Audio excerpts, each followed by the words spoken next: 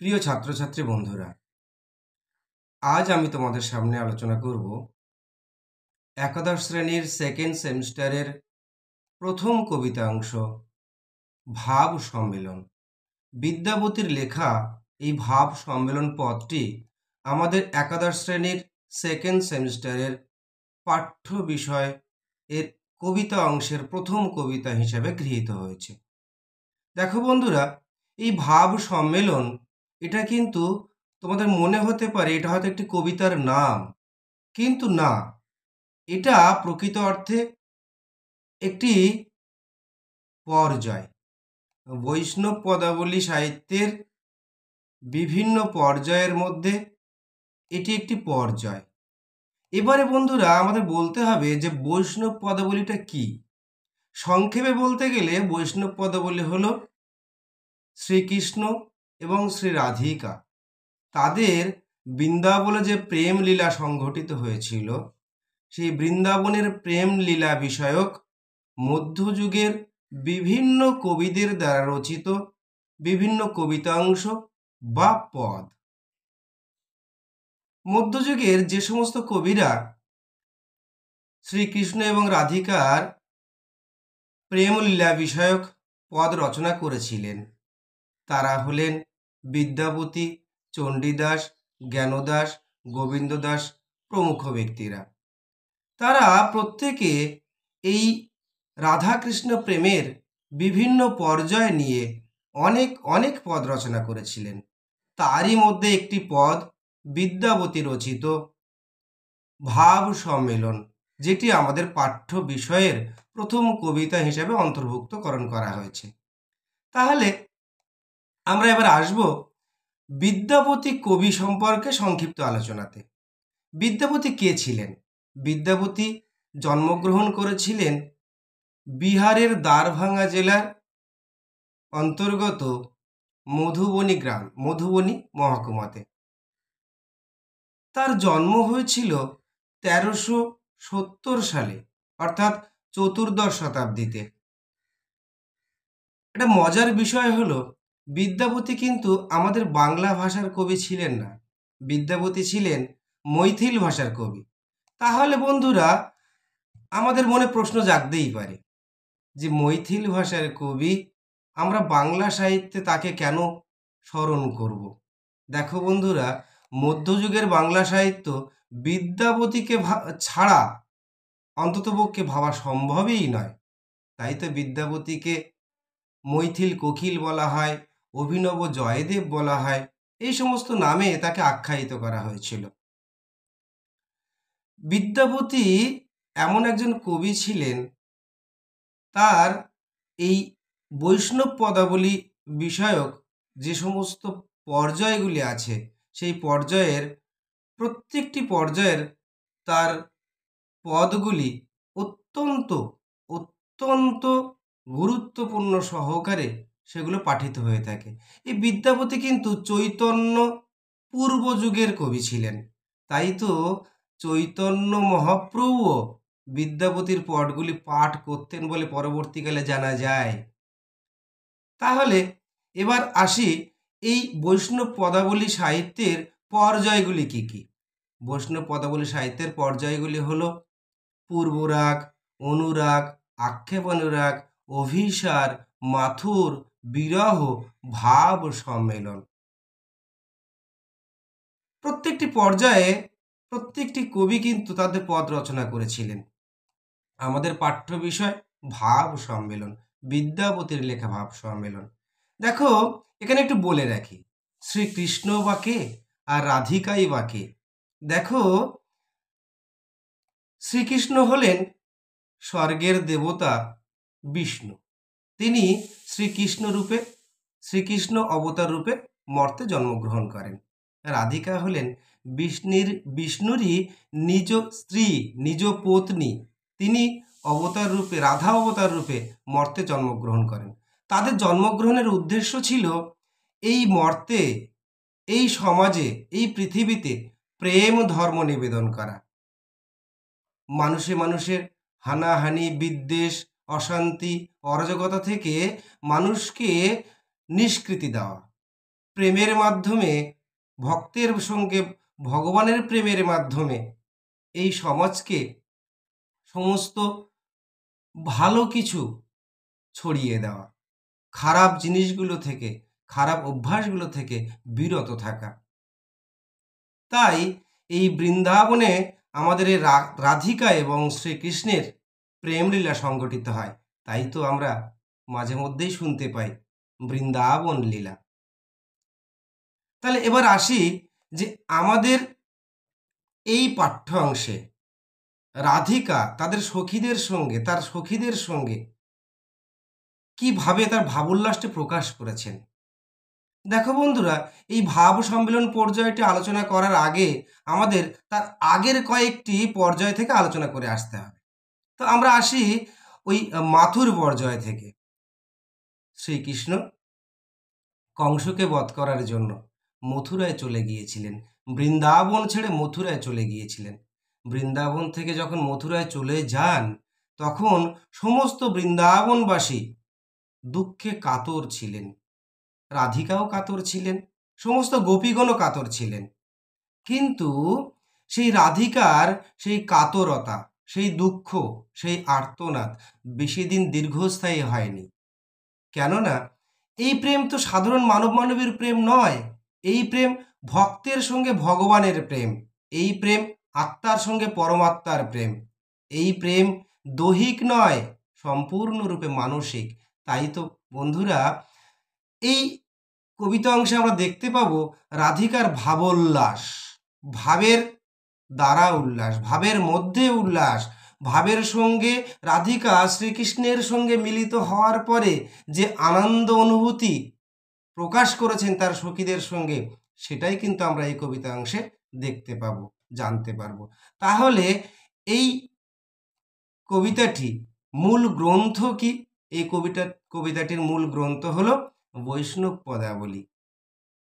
তাহলে বন্ধুরা, বৈষ্ণব পদাবলী সাহিত্যের ভাবোল্লাস পর্যায়ের বা ভাব সম্মেলন পর্যায়ের একটি পদ আমরা এবার আলোচনায় আসব, যে রাধিকা, শ্রী রাধিকা তিনি স্বপ্নলোকে, ভাবলোকে, কল্পনার জগতে শ্রীকৃষ্ণের সঙ্গে মিলিত হওয়ার পরে তার যে অনুভূতি তিনি প্রকাশ করেছেন সখীদের কাছে, সেটাই আমরা আলোচনা করব।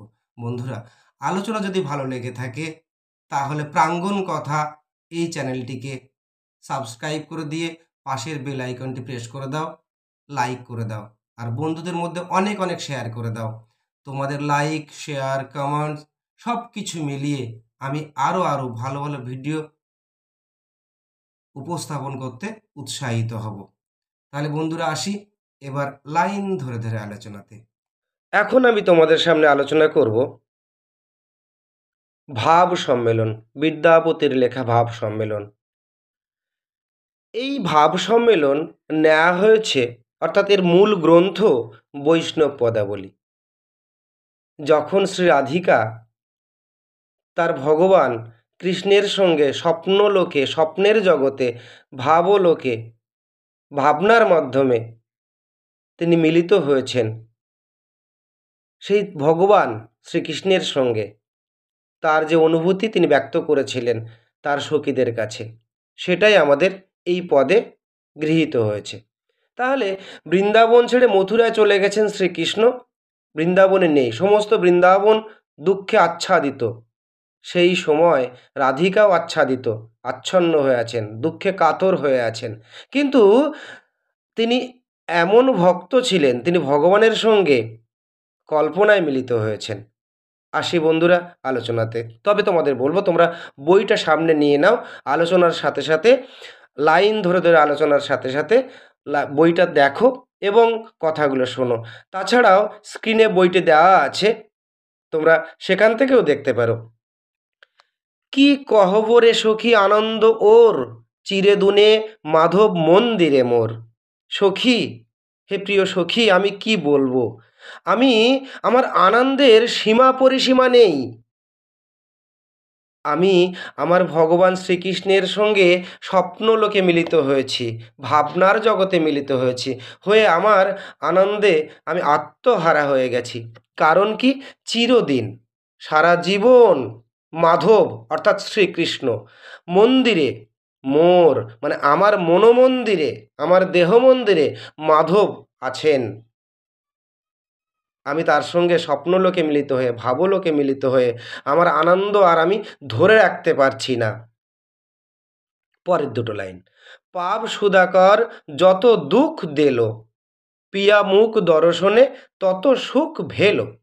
পাপ সুধাকর অর্থাৎ পাপ সুধাকর, সুধাকর অর্থাৎ চাঁদ বা চাঁদের কিরণ অর্থাৎ জ্যোৎস্না, চাঁদের আলো।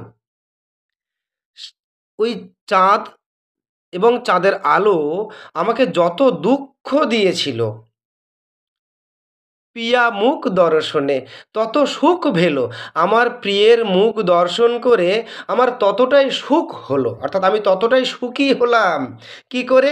যে বলছেন রাধিকা, বলছে যখন বৃন্দাবনে চলে গেছেন, এই বৃন্দাবন ছেড়ে মথুরায় চলে গেছেন শ্রীকৃষ্ণ, তখন বৃন্দাবনবাসীরা যেমন করে দুঃখে আচ্ছাদিত ছিল, আমিও দুঃখে কাতর ছিলাম। তখন ওই পাপী চাঁদ এবং চাঁদের আলো, সে ওই আকাশ থেকে সে আলো বিস্ফারিত করেছিল। তখন আমি দুঃখ পেয়েছিলাম চাঁদের আলো দেখে। কিন্তু আজ আমি আমার প্রিয়ের সঙ্গে স্বপ্নলোকে মিলিত হওয়ার পরে আমি ততটাই সুখ পেলাম। পরের দুটো লাইন, আঁচর ভরিয়া যদি মহানিধি পাই, তব হাম পিয়া দূর দেশে না পাঠাই। আমার আঁচল ভর্তি করে যদি আমাকে কেউ অর্থ, প্রাচুর্য, ঐশ্বর্য ভর্তি করে দেয়, তবুও আমি আমার প্রিয়কে দূর দেশে পাঠাবো না। আমার প্রিয়কে আমি আমার অন্তরাত্মার মধ্যে আবদ্ধ করে রাখবো। তাকে আমি আমার অন্তরাত্মার মধ্যে থেকে কোথাও বের করে দেব না, তাকে আমি বাইরে পাঠাবো না। আবার বলছি দেখো, আঁচর ভরিয়া যদি মহানিধি পাই, তব হাম পিয়া দূর দেশে না পাঠাই। আমার আঁচল ভর্তি করে যদি অর্থ, প্রাচুর্য, ঐশ্বর্য, মুক্ত, সমস্ত কিছু, সমস্ত মূল্যবান জিনিস আমাকে কেউ ভর্তি করে দেয়, তবুও আমি আমার প্রিয়তমকে দূরে পাঠাবো না, আমার অন্তরাত্মার মধ্যে তাকে অধিষ্ঠান করে রাখবো।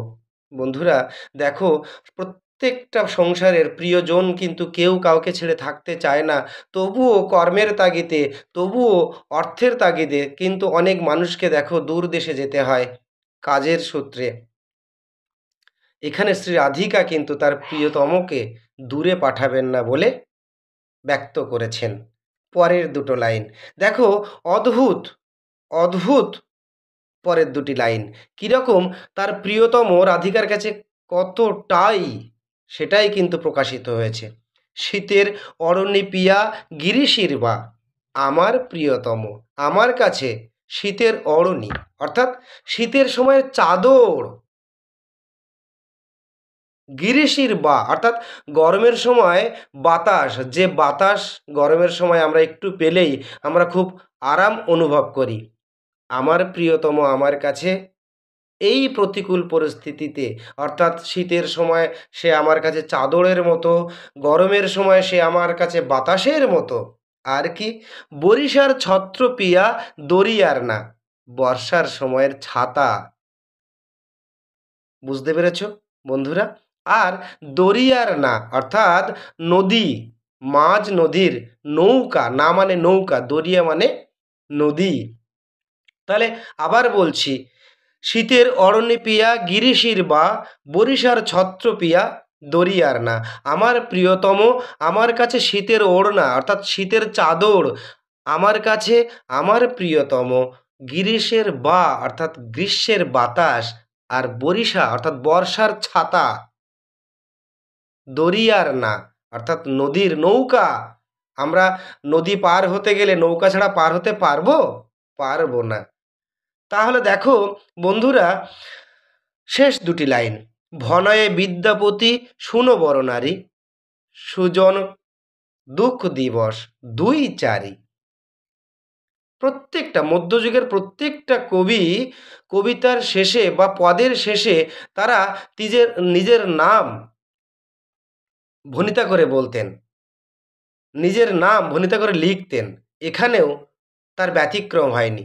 বিদ্যাপতি ভণিতা করে বলছেন, হে বরনারী, বরনারী অর্থাৎ সুন্দরী, শ্রী রাধিকা, তুমি শোনো, যে সুজন, যে ভালো মানুষ, তার দুঃখ বেশি দিন স্থায়ী হয় না, তার দুঃখ বেশি দিন থাকে না।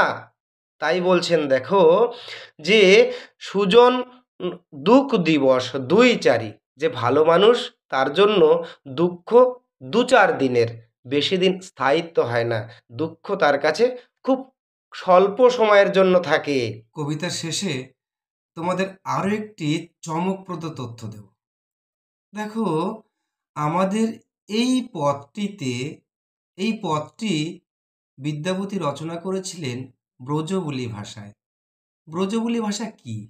দেখো বন্ধুরা, একদা একটি সময়ে বাংলা থেকে অনেক ছাত্রছাত্রী তারা মিথিলাতে যেতেন ন্যায়শাস্ত্র অধ্যয়ন করার জন্য।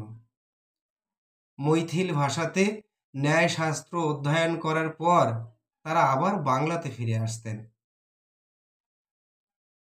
এইভাবেই মৈথিল ভাষা এবং বাংলা ভাষা মিলে মিশে একাকার হয়ে যায়। আর মৈথিল এবং বাংলা ভাষার সংমিশ্রণে তৈরি হয় নতুন একটি সুমিষ্ট ভাষা, সুমধুর ভাষা, যার নাম ব্রজবুলি, ব্রজের বলি। বন্ধুরা, আমাদের এই ভাব সম্মেলন পদটি কিন্তু বিদ্যাপতি রচনা করেছিলেন ব্রজবুলি ভাষাতে। বন্ধুরা, আলোচনার শেষে আমি তোমাদের ছোট্ট একটি দাবি করব, আমার প্রাঙ্গণ কথা চ্যানেলটিতে নতুন হয়ে থাকলে চ্যানেলটি সাবস্ক্রাইব করে দিয়ে পাশের বেল আইকনটি প্রেস করতে একেবারে ভুলো না, একটা লাইক করে দাও।